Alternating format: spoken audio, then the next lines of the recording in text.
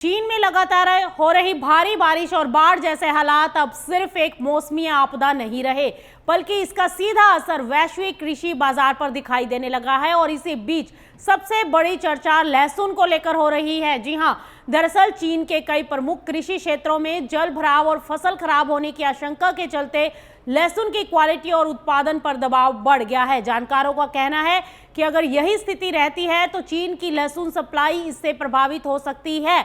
अब यहीं से भारत के किसानों के लिए एक बड़ा अवसर बनता दिखाई दे रहा है।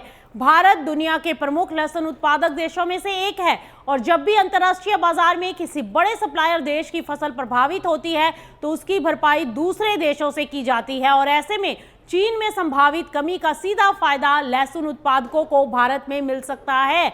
और बाजार जानकारों के अनुसार अगर चीन से सप्लाई टाइट होती है तो अंतर्राष्ट्रीय मांग भारत की तरफ शिफ्ट हो सकती है, जिससे निर्यात बढ़ने और घरेलू मंडियों में भाव मजबूत होने की संभावना बनती है। हालांकि ये भी ध्यान रखना जरूरी है कि ये पूरा ट्रेंड बारिश के आगे के हालात और चीन की फसल रिकवरी पर निर्भर करेगा।